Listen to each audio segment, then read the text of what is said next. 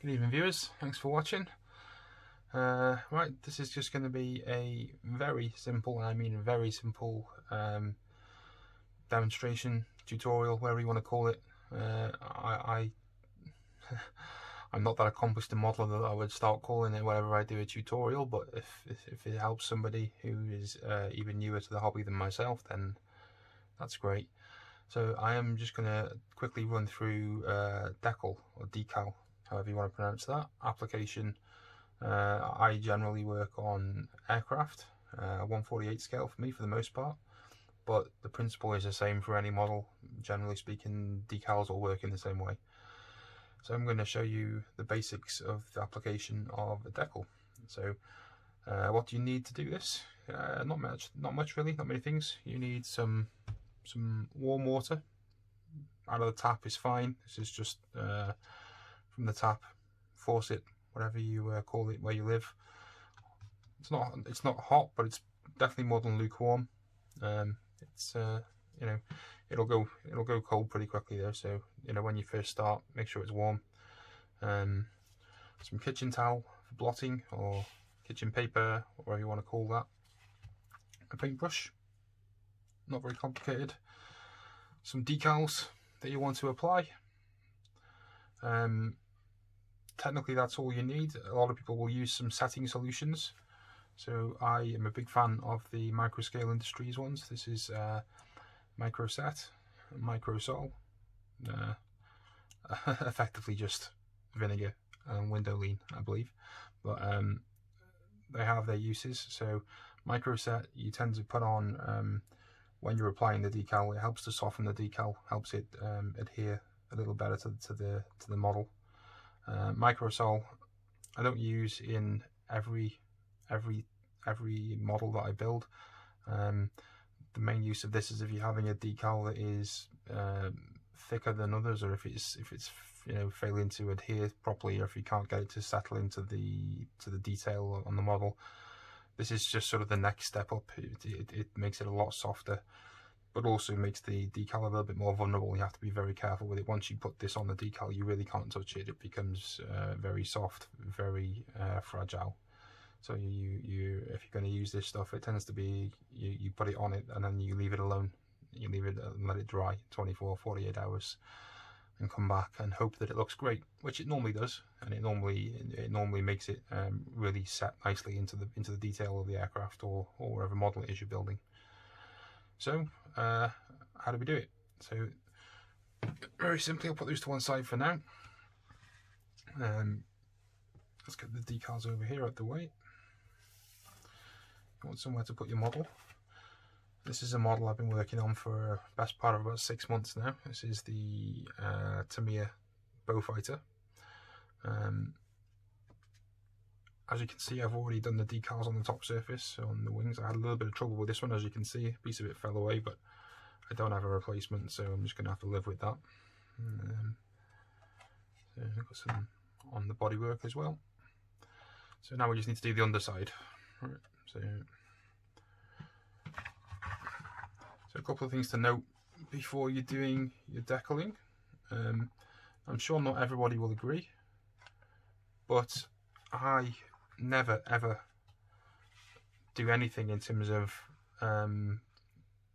post-paint detailing or weathering or application of decals unless it's on top of a clear coat. So this has had a good coat of Tamiya gloss clear, and all that basically does is that protects the paint that you've already put on there. It's not gonna come loose, or it's not gonna you're not gonna damage the paint job you've already put on there by whatever you put on the aircraft now. So you put the decal on and you need to move it, or if you make a mistake and you need to remove it, whatever it is you do to the model to get the decal off, whatever it is you've done wrong, you'll still be protected to a degree anyway by the clear coat. So that's always a wise thing to do. certainly that you probably will find people that will say you don't need to clear coat before you do decaling, but I've found, particularly if you're going to use setting solutions, if you apply microsol in particular to the wrong type of paint, the wrong surface, it will take the paint off. So having a clear coat on there is always just safe and is wise, particularly if you're going to do anything else afterwards as well. You know, you're going to want to clear coat it later anyway. So when you come to finish the decals, you've only got to put a clear coat over the decals that you put on then as well. So let's make a start. So how do we do this? Essence of it is, take the decal that you want to apply. In this instance, this one, you pop it in the hot water or the warm water. Let's leave it wait for a minute or two. Just give that a little bit of time. Let's just move that so you can see what I'm doing. So yeah, give that some time. Once this is all applied, I'm then going to get the decals finished, let those dry for a couple of days, then put another clear coat over the top of it, and then we can start doing the weathering. I don't want to do too much in terms of the weathering. I'm just really just looking at some sort of a wash. I'm a big fan of the Flory Models clay washes, so I'll probably put one of those on it. That just helps to accent the detailing on the plane. But that's another step down the line as a different video. So,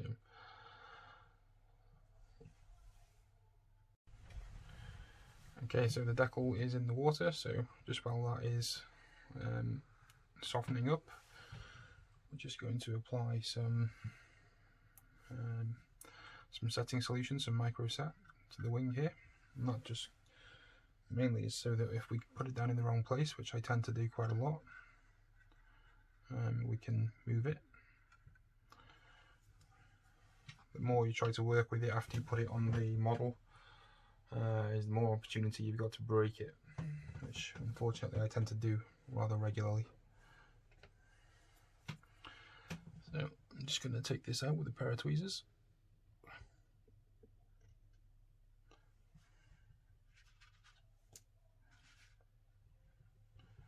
Just going to blot that on the paper to dry it off, get rid of any excess water, and then all we're going to try and do is move it off the carrier onto the model itself.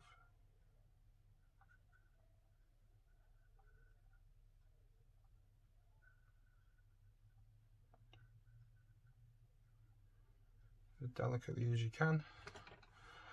Like I said, I've missed it a little bit there, so I'm just going to move it, but because we've got the setting solution on there, it moves quite easily. Just try and get it in the right place, and then just going to get a little bit more setting solution on it to smooth out the little creases where there's air underneath the decal itself. It's sometimes easier to see on a completely coloured decal when you have the clear parts. It's not always the easiest thing to see when you've got a bubble under it. So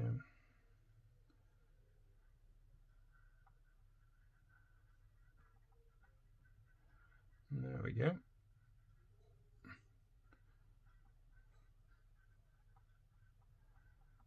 That is now ready to let dry. Now, obviously, depending on how that actually dries and sets, you can decide if it's good enough as it is, or you can then apply some some micro sol to it as well. I have to be honest, looking at these particular clear, well, partly clear decals from this particular kit, they're very, very thin.